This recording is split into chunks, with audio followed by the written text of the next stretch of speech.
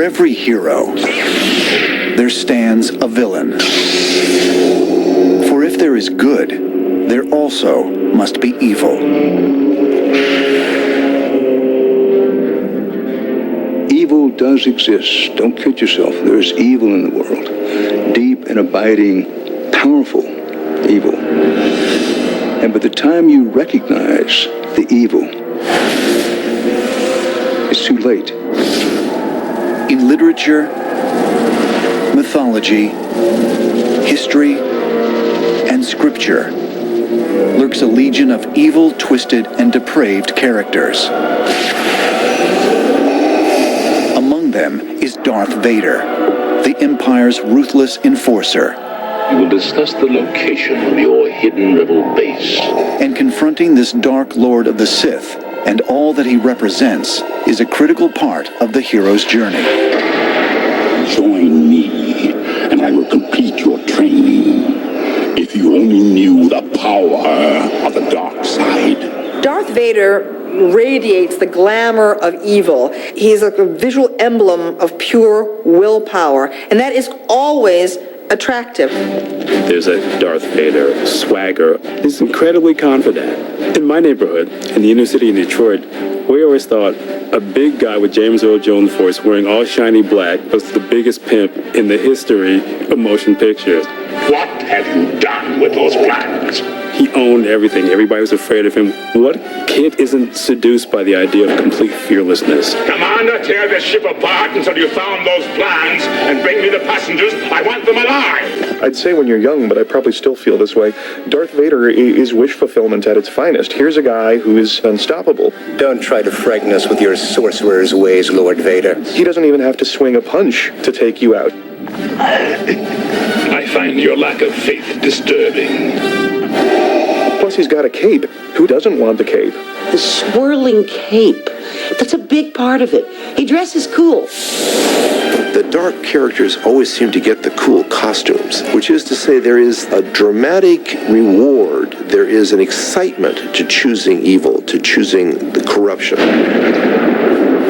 When Vader was introduced in Episode 4, A New Hope, there was little to suggest that underneath his protective black bodysuit stood the figure of a once proud hero, whose personality would be revealed as more complex and resonant with each new Star Wars chapter. I've encountered divergence. You refer to the prophecy of the one who will bring balance to the Force. You believe it's this boy? He is the chosen one. As revealed in Episode 1, The Phantom Menace, Vader was born Anakin Skywalker. Rescued from a life of slavery by Jedi Master Qui-Gon Jinn, the young boy left his home and mother to fulfill his destiny. I will come back and free you, Mom. I promise. Here is a gifted person who grows up in an oppressive situation. He begins life as a slave, who suffers terrible losses early in his life. Don't look back.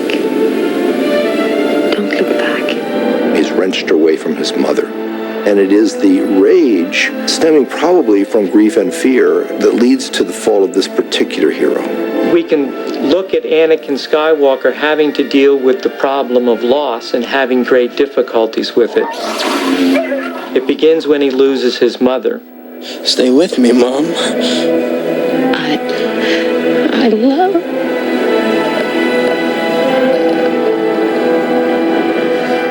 It's setting in motion the events that will lead to him being Darth Vader. I went to find my mother and she was dead, so I slaughtered a whole village full of sand people. I killed them. And not just the men, but the women. And the children, too. I hate them. It throws him into a dark state, and he believes that he could have done something to prevent it. Why couldn't I save her? I know I could have. You're not all powerful. Well, I should be. He's gripped by power, which is a temptation that Luke is able to avoid. I will be the most powerful Jedi ever. I promise you. I will even learn to stop people from dying.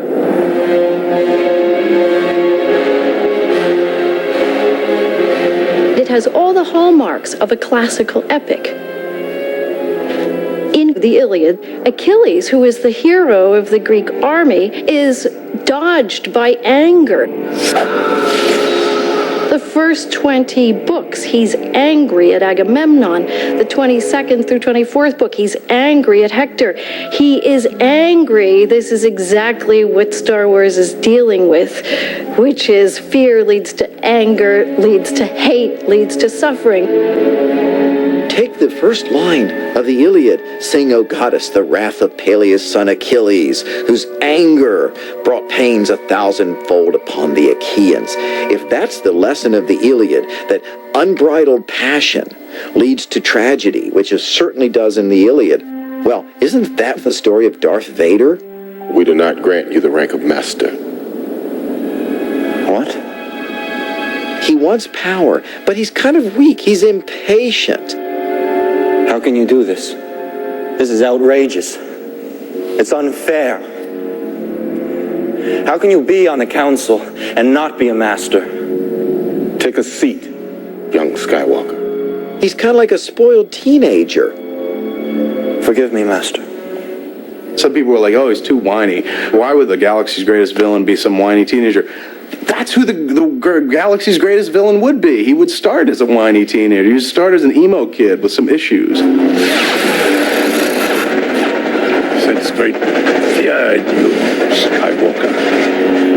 You have hate, you have anger, but you don't use them. As Anakin continues on his hero's journey, the role of mentor is assumed by the scheming Chancellor Palpatine. I hope you trust me, Anakin. Of course. Anakin's relationship with Palpatine grows stronger, and the role of mythic mentor takes on a darker shade. This is the same narrative role as the serpent with Eve in the Garden of Eden. The serpent says, you can have the power of God. Only through me can you achieve a power greater than any Jedi. And then he says, God is afraid of the power. Be careful of the Jedi, Anakin. They see your future. They know your power will be too strong to control. This is exactly what is laid before Anakin.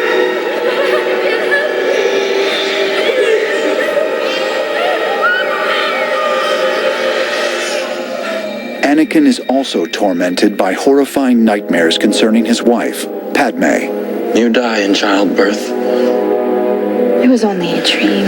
I won't let this one become real. He gets too possessed by the fear of losing again the main woman in his life, and that leads him to the dark side. Darth Plagueis, he had such a knowledge of the dark side, he could even keep the ones he cared about from dying. Is it possible to learn this power? Not from a Jedi.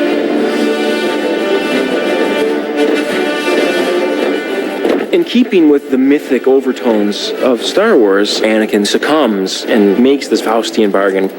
The Faust story in its classic form is the story of a man who sells his soul to the devil in order to achieve power. Anakin receives his baptism as a Dark Lord of the Sith. Henceforth, you shall be known as Darth Vader. Now his story directly parallels that of the devil himself. As told in John Milton's epic poem, Paradise Lost, Lucifer was once one of God's most beautiful and favored angels. But Lucifer's conceit and his lust for power over God caused him to wage war on heaven. Defeated, he was cast out and created his own kingdom in hell.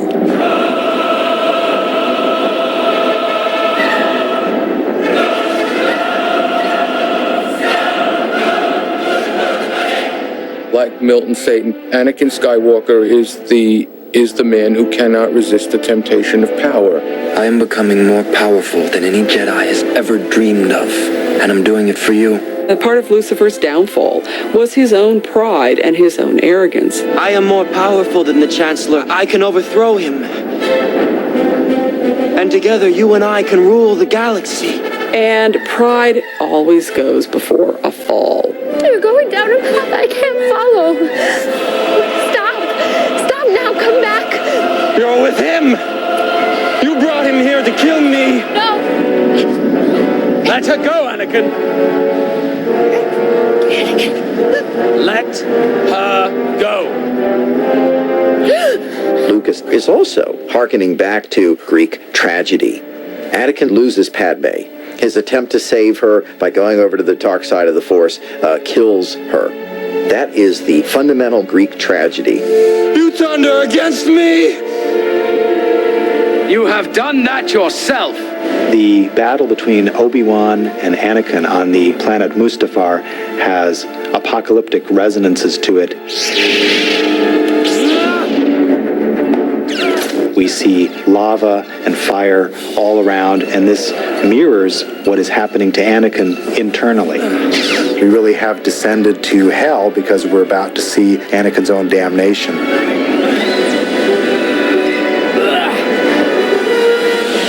You underestimate my power. Don't try it.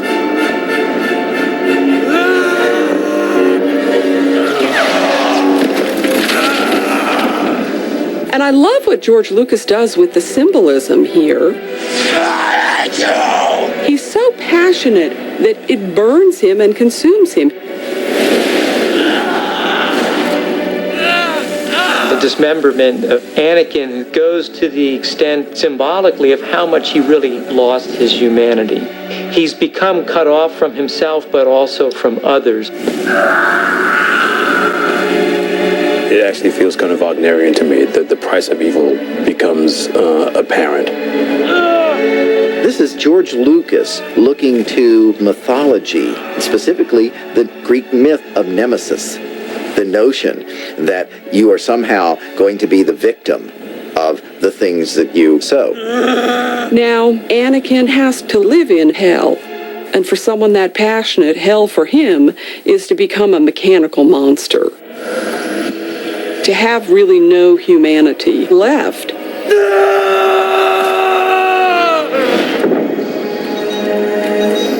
As Anakin is turned into a half-man, half-machine, another classic archetype is evoked, this time from the world of Gothic horror. Finally, we have the answer of how this strange hybrid creature was in fact constructed as a kind of Frankenstein's monster. Lord Vader, can you hear me? Yes, Master.